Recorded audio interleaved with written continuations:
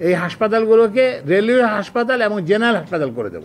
এখন থেকে সব রেল হাসপাতাল সর্বসাধারণের জন্য আমরা উন্মুক্ত করে দেব। আপনারা দেখছেন যে রেলের এই বিরাট হাসপাতাল, এখানে 5 জন না 7 জন রুগী, তারপর ডাক্তার হচ্ছে এরকম 4-5 জন। অথচ আপনারা জানেন যে চিটাগং মেডিকেল কলেজে ফ্লোরেও লোক জায়গা পায় না। তো ওই জন্য আমরা রেলের সব হাসপাতালের জন্য আমি স্বাস্থ্য উপদেষ্টার সঙ্গে আমার আগেই কথা হয়েছে নূরজাহান আপার সঙ্গে, যে আমরা একটা এমওইউ করব, যে এমওইউর অধীনে এই হাসপাতালগুলোকে রেলওয়ে হাসপাতাল এবং জেনারেল হাসপাতাল করে দেব।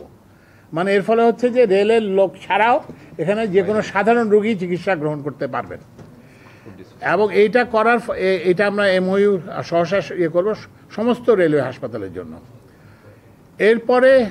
এরপরে যেটা হবে যে তখন ওনারা ওখানে ডাক্তারকে করবেন, অ্যাটাচমেন্টে দেবেন, বিশেষজ্ঞ ডাক্তার আনবেন। কারণ রুগী তো আসবে না, আপনার যদি বিশেষজ্ঞ ডাক্তার না থাকে, ইকুইপমেন্ট যদি না থাকে, তাহলে তো আসবে না। তারপরে ওষুধ যদি না দেয়, তো ওষুধ ওনারা দেবেন, সরকারি হাসপাতালে যেসব ওষুধ দেওয়া হয় সেগুলো দেবেন। এবং ওই যেটা বললাম যে ওই যে খাবার ডায়েট যারা রোগী থাকে তাদেরকে করার জন্য। তো এইটা আমরা ইনশাল্লাহ ঢাকাতে, তো ওই জন্য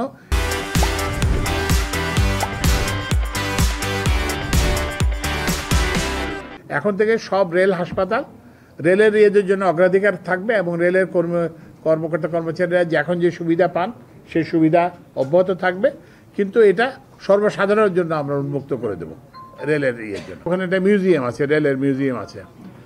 আমাদের প্রত্যেকটা মানুষ, প্রত্যেকটা দেশই দেখবেন তাদের একটা ঐতিহ্য আছে, কিন্তু আমাদের তো কোনো ঐতিহ্য বলে কিছু নাই। আমরা সব বিল্ডিংকে টাইলস দিয়ে করে দিই।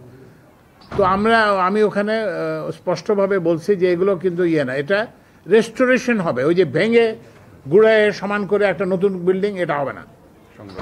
ওটা সংরক্ষণ করতে হবে। ওই যে ওখানে যদি আগে যদি কাঠ থাকে, তাহলে ওটা টাইলস দিয়ে, মানে কাঠের ফ্লোর যদি থাকে, তখন ওটাকে কাঠের ফ্লোর দিয়ে রিপ্লেস করতে হবে। ওই যে সব কিছু দিয়ে টাইলস বানায় এবং সব কিছুর ওই যে একটা চেহারা, একটা ওই যে একটা কী বলে ম্যাচ বক্সের মতো চেহারা, চারকোনা, এটা যাতে না হয়। তো এই জন্য এটা আমরা করতে হবে।